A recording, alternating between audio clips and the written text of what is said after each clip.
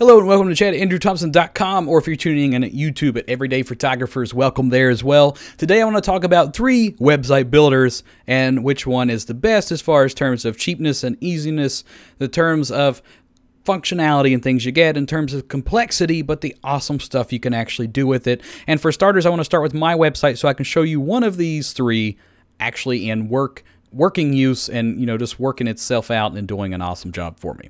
So this is my website. You can see I've got my branding here, my links here, and this here. This is one of the themes from the first website building program that we were going to talk about, the one that I currently use, and that is Verb.com.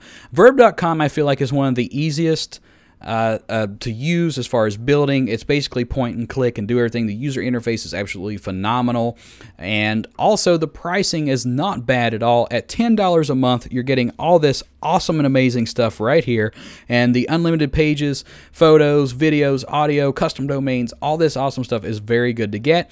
And the best part of all, if you are a student, by using your student email address, you can actually get 1 year for free to host your website. The only problem is your website will look something like this. So instead of actually being a .com, it is your name or whatever you choose your company name to be, .verb.com, and then your links will show up as such. But I will be doing another tutorial later on to show you how to kind of cover this up and get by with that for just a little bit of money for the year and then still get an awesome website if you are a student. But aside from that, Verb is essentially like Squarespace when they first got started. It's a little bit more simple, but they do have a lot of awesome integration with programs such as Dropbox, SoundCloud, Big Cartel, and a lot of others like that. So it's really awesome at all the stuff you can actually do with this. YouTube videos can be added into a video gallery, so it's a really super awesome place to go. Highly recommend checking them out. Next up on the list, of course, is Squarespace, because Squarespace is essentially just like Verb, but a little bit more pricey, but they do have a lot more options. So they have different options as far as different types of themes, different types of integrations, a little bit more options actually, especially if you're going into something where you want to sell from your website.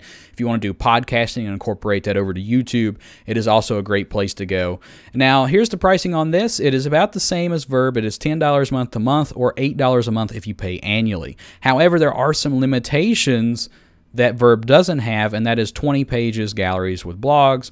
You do get unlimited bandwidth, unlimited storage, and you can also have up to 2 contributors, which is a pretty cool thing to be able to name other people to contribute to your website, especially if you're doing like a blog where there's multiple writers. That would be a great thing to do here, but we're going to talk more about that here in just a moment.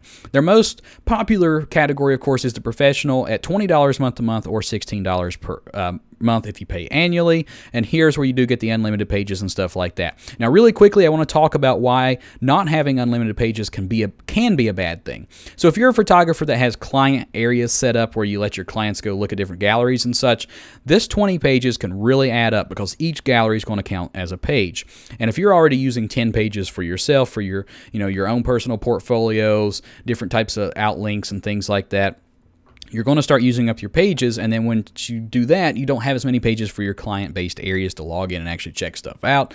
So that can be a problem, maybe not that big of a problem. Maybe you can find a way to work around it by making other private, portfolios out there, and you can link those from a client-based page within your website. You could do stuff like that to try to save some money. If money's not a big issue, I recommend going on with the professional if you do choose to go with Squarespace. They do have a lot of great templates and themes. A lot of theirs and Verb's are very similar. However, there are a lot of different differences that you can, kind of play around with and stuff like that.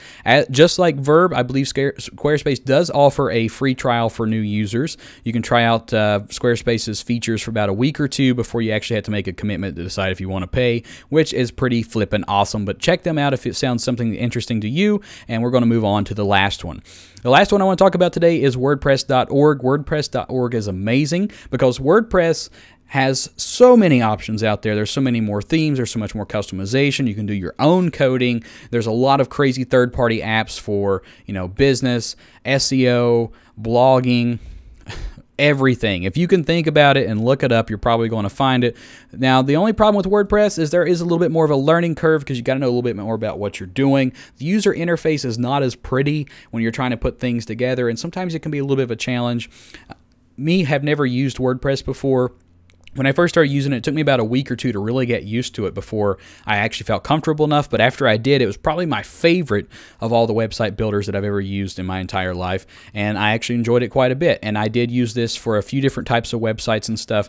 But I think it's all situation, scenario-based of what we use these different web builders for. Now, really quickly before I go today, I want to talk to you about why I choose to use web builders instead of building my own websites. And one, the biggest thing is time. As a photographer, I don't have the time to really sit back and be, developing a website and doing all this crazy coding and stuff like that and figuring out why something doesn't work or having to, do all this different types of uploading and stuff. Because as a photographer, my time and concentration needs to be into marketing, actually being out taking the photos, editing the photos, and communicating with my clients. So I don't really have the time to be building websites from scratch and doing all this other stuff. If I was a web designer, of course, I would probably go with, Dreamweaver and build my own website, but that's not what we are. We're not web designers, we are photographers.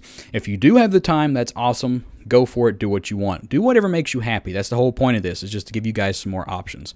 But if any of this stuff did help you out today, please be sure to go check out those websites. Be sure to leave me a like, comment, share, subscribe, all the other good stuff. If you know any web builders or anything out there that are pretty great that I didn't mention, feel free to talk about those in the comment section below. We can kind of debate back and forth how good they are. I recommend staying away from websites such as Weebly, Wix, webs and stuff like that. And the reason is because you want to stay away from flash-based stuff. You want to stay away from things that are too flashy and just are just blow people away by appearance, because then they don't really pay attention to your photographs. But we'll get into that more when we go do some critiquing of websites and talk about what makes a good web portfolio and what does not. But guys, that's pretty much going to do it for today. Hope you guys have a wonderful day, a wonderful week. Happy shooting, and as always, we'll catch you next time.